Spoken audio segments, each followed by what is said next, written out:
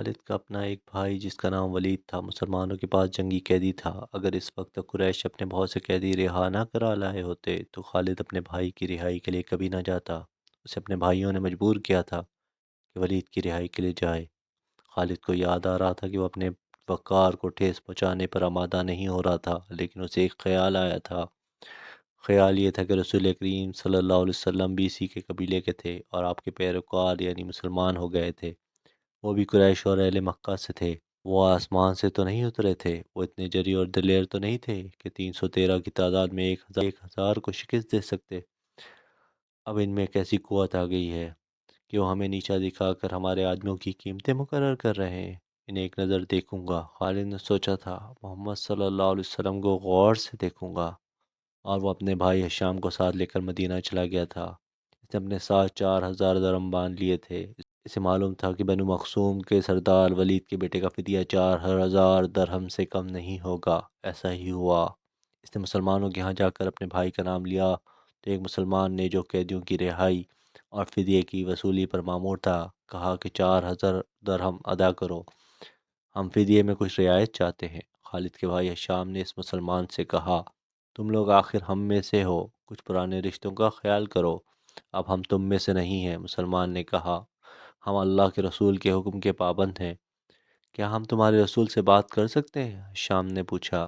حشام، خالد نے گرج کر کہا، میں اپنے بھائی کو اپنے وقار پر قربان کر چکا تھا، مگر تم مجھے ساتھ لے آئے، یہ جتنا مانگتے ہیں اتنا ہی دے دو، میں محمد کے سامنے جا کر رحم کی بھیک نہیں مانگوں گا۔ اس نے درہموں سے بھری ہوئی تھیلیاں مسلمان کے آگے پھینک کر کہا، گن لو اور ہمارا بھائی ہمارے حوالے کر دو۔ رقم گنی جا چکی تو ولید کو خالد اور حشام کے حوالے کر دیا گیا۔ تینوں بھائی اس وقت مکہ کو روانہ ہو گئے۔ راستے میں دونوں بھائیوں نے ولید سے پوچھا کہ ان کی شکست کا باعث کیا تھا۔ انہیں توقع تھی کہ ولید جو ایک جنگجو خاندان کا جوان تھا، انہیں جنگی فہم و فراست اور حرب و ضرب کے طور طریقوں کے مطابق مسلمانوں کی جنگی چالوں کی خوبیاں اور اپنی خامیاں بتائے گا، مگر ولید کا انداز ایسا اور اس کے ہونٹوں پر مسکراہٹ ایسی تھی جیسے اس پر کوئی پرسترار اثر ہو۔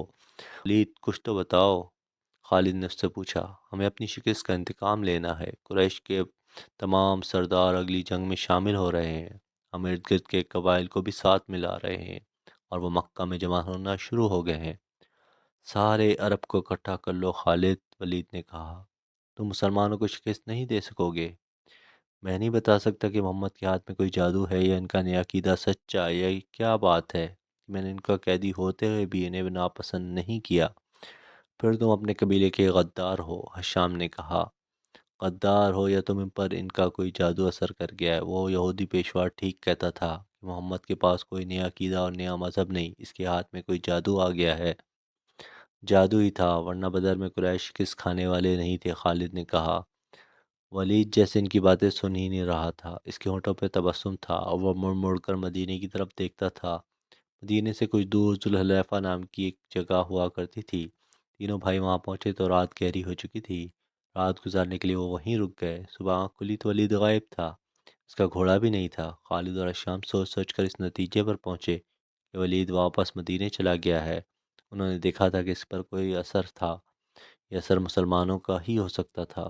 دونوں بھائی مکہ آ گئے۔ چند دن بعد انہیں مدینے سے ولید کا زبانی پیغام ملا کہ اس نے محمد صلی اللہ علیہ وآلہ وسلم کو خدا کا سچا رسول تسلیم کر لیا ہے، اور وہ آپ صلی اللہ علیہ وسلم کی شخصیت اور باتوں سے اتنا متاثر ہوا کہ اس نے اسلام قبول کر لیا ہے۔ مورخین لکھتے ہیں کہ ولید بن ولید رسول اکرم صلی اللہ علیہ وآلہ وسلم کے منظور نظر رہے اور انہوں نے مذہب میں بھی اور کفار کے ساتھ معرکہ رائی میں بھی نام پیدا کیا۔